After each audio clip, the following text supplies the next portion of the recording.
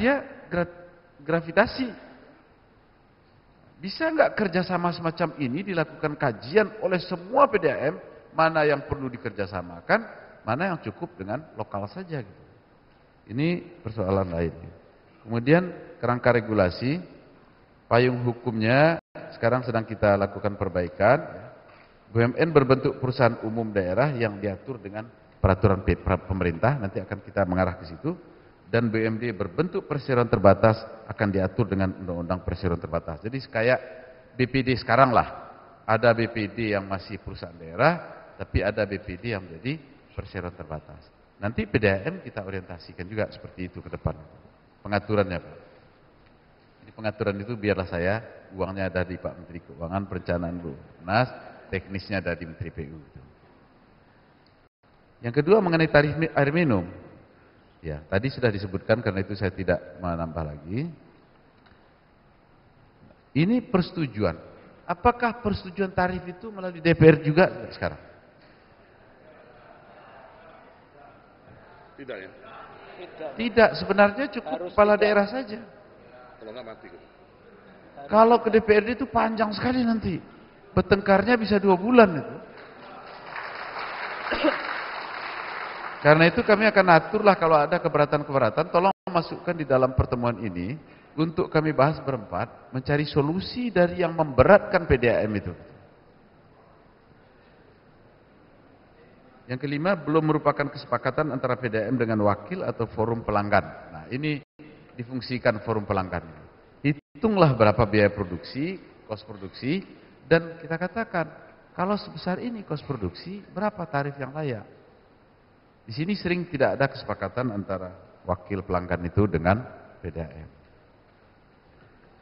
Selanjutnya, tarif air minum, ya PDAM ini sama dengan biaya produksinya, ini kalau full cost recovery. Tambah keuntungan wajar 10%, boleh nggak ini kita lakukan?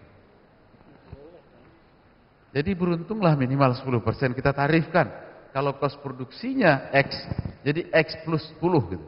Nah, cuma X ini jangan terlalu besar terus gitu. Jangan naik terus. Kelayakan itu Pak Menteri PU barangkali yang layak menilainya. Berapa ini yang wajar gitu. Kemudian penetapan tarif cukup oleh kepala daerah setelah berkonsultasi. Hanya berkonsultasi dengan wakil atau forum pelanggan saja. Kalau memang sepakat PDAM seperti itu, kita putuskan seperti itu bagusnya ke depan. Soal air minum. Jadi dengan DPR itu yang prinsip-prinsip besar saja. Bahwa atap SD bocor, apa dinding SD ini apa rusak, itu tidak usah kita konsultasikan dengan DPRD. Tapi yang prinsip-prinsip dasar kita konsultasikan dengan DPRD di daerah. Permasalahan ketiga, isu ketiga ini profesionalisme SDM PDAM yang perlu ditingkatkan terus. Kalau orientasinya seperti itu, saya yakin PDAM ini akan maju terus. Karena apa Bapak? Kehilangan air kita itu luar biasa. Kehilangan itu bisa dua Pak Menteri PU. Kehilangan memang karena administrasi tidak beres, tapi kehilangan juga yang dicuri di jalan juga besar. Saya mendengar karena air itu kecil, terpaksa ditambah dengan genset untuk menarik air PDAM itu ke beberapa perusahaan dan rumah. Lama betul menunggu, malam ini tambah aja dengan genset. Jadi dari pipa induk itu ditarik.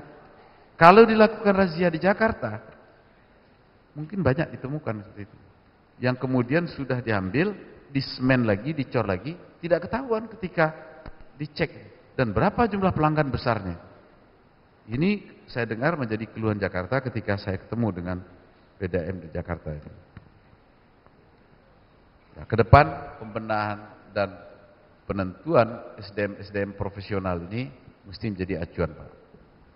Yang tidak pantas duduk di PDAM itu tidak perlu duduk di PDAM. Dulu kadang-kadang kan terlalu banyak ya minta tolong, pokoknya anak saya menganggur Pak, tolonglah diterima di Pemda. Tidak diterima di Pemda, di PDAM bolehlah kalau karena itu tempat yang basah. Gitu. Ini diterima akhirnya di situ. Ini praktek karena saya dari kabupaten dulu. Nah, banyak yang minta tolong pokoknya masuk Pemda Pak, kalau bisa tempat yang basah. Tempat yang basah itu ya PDAM. Nah ini bisa enggak jadi ukuran, ada standar. sehingga yang bekerja di PDAM betul-betul orang-orang profesional yang teruji gitu. Pemda sekarang kita sedang membuat undang-undang ASN bersama-sama, tidak bisa lagi main-main. Untuk menduduki satu eselon tertentu, nanti akan ada tim yang menilai pantas atau tidak. Dan ini menjadi sesuatu yang terbuka. Sudah dimulai ini pekerjaan. Isu yang keempat, permodalan. Permodalan merupakan salah satu faktor berkurangnya cakupan layanan air minum kepada masyarakat di perkotaan maupun pedesaan. Pos pembiayaan dan alokasi belanja. Nanti saya lihatkan sebenarnya banyak uang yang bisa dipakai oleh pemerintah daerah dialokasikan untuk PDAM. Dengan target apa? Mensejahterakan masyarakat untuk mendukung MDGs. Air yang buruk itu menurunkan angka harapan hidup masyarakat dan banyak faktor-faktor lain yang bisa merusak penyakit menular, harapan hidup masyarakat. Coba mengkonsumsi air yang buruk setiap hari. FE-nya tinggi, kadang-kadang ZN-nya tinggi, itu dikonsumsi tiap hari.